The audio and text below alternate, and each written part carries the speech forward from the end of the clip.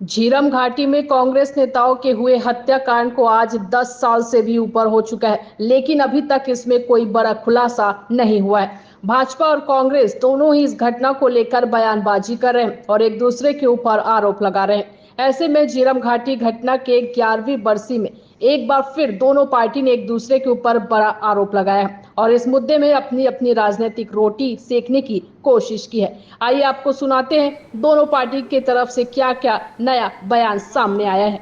रायपुर से राघवेंद्र पांडे की रिपोर्ट। नमस्कार, स्वागत है आपका न्यूज़ प्लस 21 में। झीरम घाटी को आज 11 साल हो चुके हैं, लेकिन अभी तक न्याय नहीं मिला है। सर, झीरम घाटी को आज 11 साल हो चुके हैं, 11वीं वर्ष पे, लेकिन अभी तक जांच पूरी नहीं हुई है। इस पर आप क्या कहना चाहते हैं? देखिए, भारतीय जनता पार्टी जानबूझकर झीरम की घटनाओं की जांच को हमेशा रोकने का प्रयास किया है। ये तो जांच रोकने के लिए इनके नेता धर्मलाल कौशिक जी हैं, जो पूर्व विधानसभा के नेता प्रतिपक्ष रहे हैं, विधानसभा के अध्यक्ष भी रहे हैं।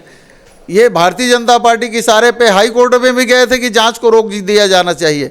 इनकी मंशा क्या थी, ये चाहते क्या हैं, क्यों जांच को रोकना चाहते थे? इसलिए कि इसमें भारतीय जनता पार्टी की संलिप्तता है, और अगर सच सामने आएगा तो भारतीय जनता पार्टी के बड़े बड़े नेता जो हैं वो बेनकाब होंगे। भाजपा कहती है कि आप लोगों की सरकार थी तब इसके ऊपर जांच नहीं की गई है, और इससे पहले जब रमन सिंह की सरकार थी तो भूपेश बघेल कहते थे कि पूरा जो मामला है वो मेरी मुट्ठी पे है, हमारी सरकार बनेगी तो न्याय होगा। देखिए, केंद्र में भाजपा की सरकार थी और पूरा रिपोर्ट जो है एनआईए के पास था। उन्होंने कभी एनआईए की जो जांच हुई उसकी रिपोर्ट इन लोगों ने कभी उपलब्ध कराई नहीं, और इसलिए ये मामला उस समय नहीं आ पाया। अब हमारी केंद्र में सरकार आएगी तो पूरी जांच करेंगे और सच उजागर होगा।